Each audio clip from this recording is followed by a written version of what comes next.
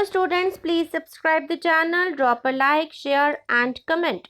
This is exercise number 27 of the Progressive Monthly Magazine, July 2022 on the speed of 100 words per minute. Start.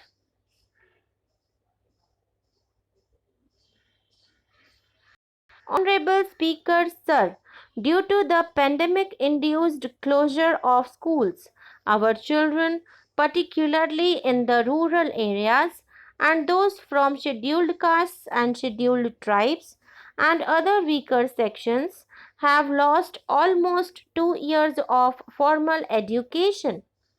Mostly, these are children in government schools. We recognize the need to impart supplementary teaching and to build a resilient mechanism for education delivery. For this purpose, One Class, One TV channel program of Prime Minister E-Vidya will be expanded from 12 to 200 TV channels. This will enable all states to provide supplementary education in regional languages for classes 1 to 12. In vocational courses, to promote crucial critical thinking skills, to give space for creativity, 750 virtual labs in science and mathematics, and 75 skilling e-labs for simulated learning environment will be set up in 2022-23. High quality e-content in all spoken languages will be developed for delivery via internet, mobile phones, TV and radio through digital teachers. A competitive mechanism for development of quality e-content by the teachers will be set up to empower and equip them with digital tools of teaching and facilitate better learning outcomes. A digital university will be established to provide access to students across the country for world-class quality universal education with personalized learning experience at their doorsteps. This will be made available in different Indian languages and ICT formats.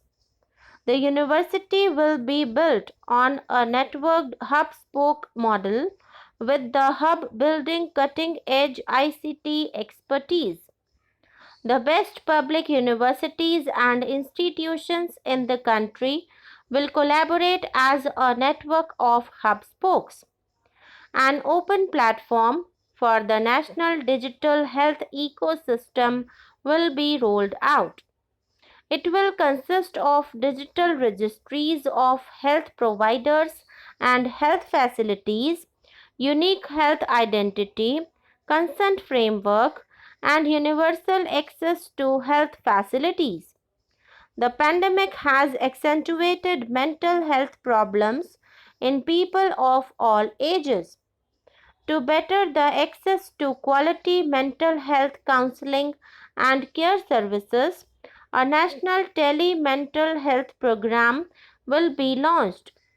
This will include a network of 23 tele-mental health centers of excellence, with NIMHANS being the nodal center and International Institute of Information Technology, Bangalore, providing technology support. Recognizing the importance of Nari Shakti, our government has comprehensively revamped the schemes of the Ministry of Women and Child Development, Government of India. In 2022-23, 80 lakh houses will be completed for the identified eligible beneficiaries of Prime Minister Awas Yojana, both rural and urban. 48,000 crore is allocated for this purpose. The central government will work with the state governments for reduction of time required for all land and construction related approvals, for promoting affordable housing for middle class and economically weaker sections in urban areas. We shall also work with the financial sector regulators to expand access to capital along with reduction in cost of intermediation. A new scheme, Prime Minister's Development Initiative for Northeast, will be implemented through the Northeastern Council. It will fund infrastructure in the spirit of Prime Minister Gati Shakti and social development projects based on the needs of the Northeast. This will enable livelihood activities for youth and women, filling the gaps in various sectors. It will not be a substitute for existing central or state schemes. While the central ministries may also pose their candidate projects, priority will be given to those posed by the states. An initial allocation of rupees 1500 crore will be made and the initial list of projects is given. Our vision to improve the quality of life of citizens in the most backward districts of the country through aspirational districts program has been translated into reality in a short span of time. 95% of those 112 districts have made significant progress in key sectors such as health, nutrition, financial inclusion, and basic infrastructure.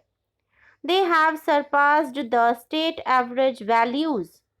However, in those districts, some blocks continue to lag.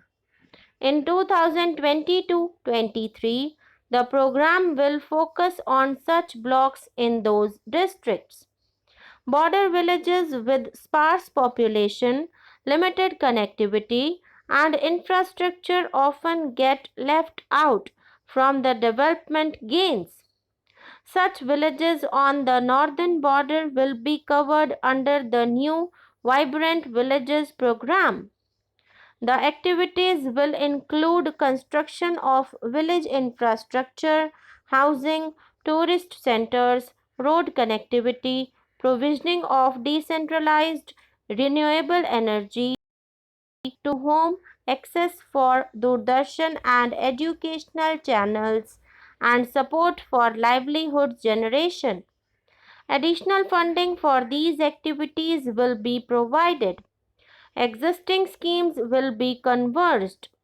We will define their outcomes and monitor them on a constant basis. In 2022, 100% of 1.5 lakh post offices will come on the core banking system, enabling financial inclusion and access to accounts through net banking, mobile banking, ATMs, and also provide online transfer of funds between post office accounts and bank accounts. This will be helpful, especially for farmers and senior citizens in rural areas, enabling interoperability and financial inclusion for all people of the country.